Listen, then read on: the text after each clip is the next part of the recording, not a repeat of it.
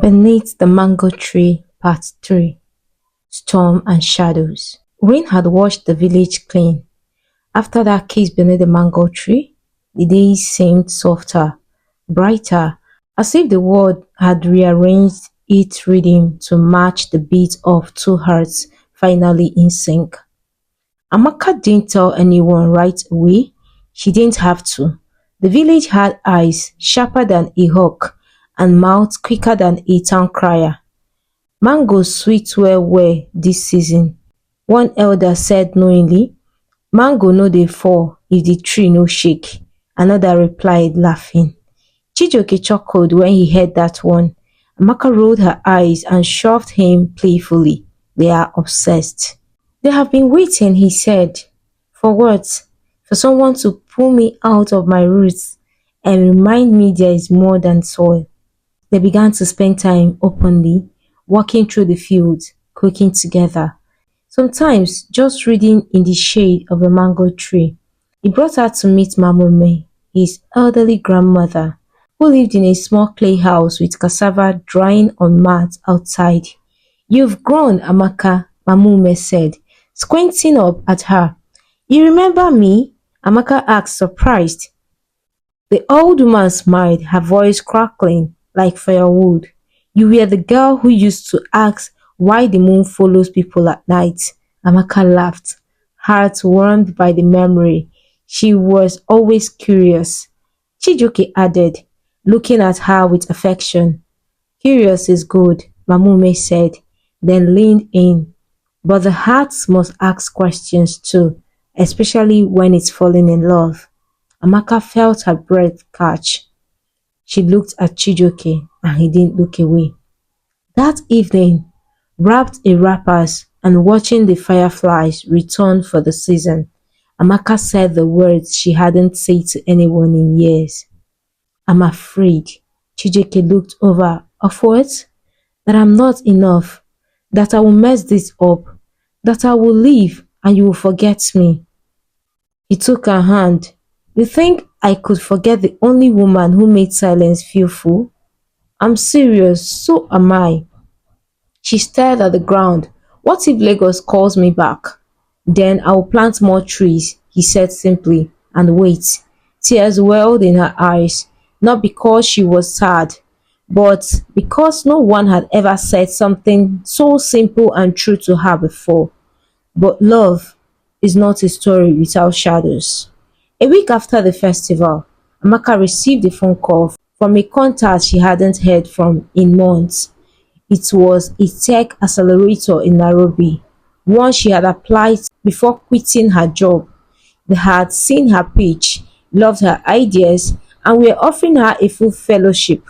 6 months, all expense paid, a startup grant, $30,000 upon completion. It was everything she had once wanted.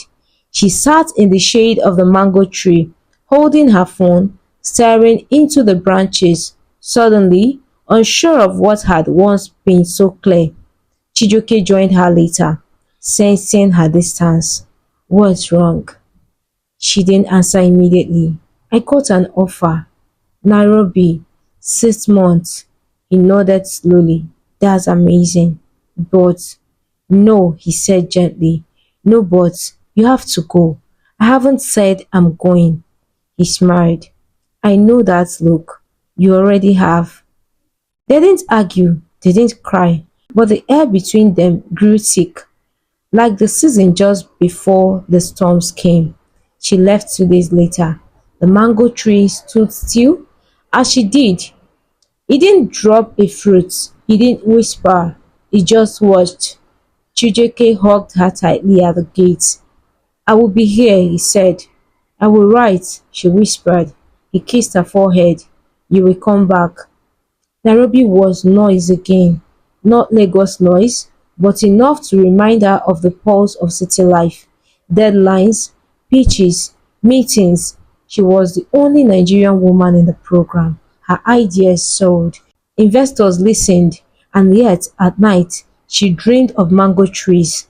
Letters came regularly, not emails, handwritten letters in folded brown envelope smelling faintly of dry leaves. The groundnuts are growing well. I named one of the rows after you.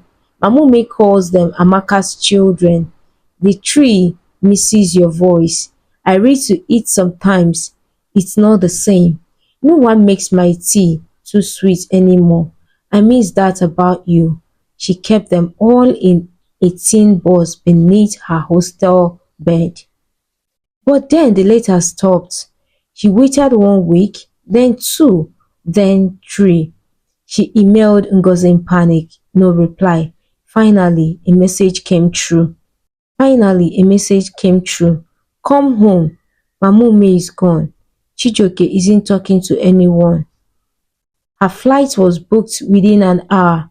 She arrived at the village just after dusk with a suitcase full of nothing important, heart pounding like thunder. The mango tree stood still in the twilight, and Chijioke was not there. She found him the next morning in the grove, clearing the path by hand. His eyes were dull, face hollow. Chijioke, she said. He didn't look at her, just kept racking. I'm so sorry, she said softly. Still no reply. She stepped closer. You stopped writing. He paused. I had nothing sweet left to say. She bit her lip, chest aching, then say words bitter. He turned to her, finally eyes blazing with loss. She was my last family, my Ruth. You were gone, and I didn't know how to hold on. You could have told me. You were flying. I didn't want to clip your wings. Tears streamed down her face. But I came back. He stared at her. Then stay, he whispered. Don't just visit. Stay. That evening, Amaka sat alone under the mango tree, the tin box of letters beside her. She opened one, then another, then all of them. She read until darkness folded over her like a blanket. Then she picked up a pen, found an old envelope from her bag, and wrote, The mango tree gave me peace. You gave me home. I'm not going anywhere again. I've planted my heart here. She left it under the tree. Chijioke found it the next morning, and when Amaka stepped outside, he was waiting, holding the note in one hand and a mango in the other. You came back, he said. I never really left. He took her hand, and for the first time in a long while, they both knew the mango tree would keep standing, but now it would also keep growing. 1 year later, a sign hung by the gate of the compound. Mango Tree Creations, a tech and farming collective. Inside, Amaka typed on a solar-powered laptop while a group of village children attended coding class under the tree. Chijioke, in his dusty sandals and sleeveless shirt, walked past with a blanket of fruits. They smiled at each other, not a smile on the clock, a smile that lingered, the kind that tasted like mangoes.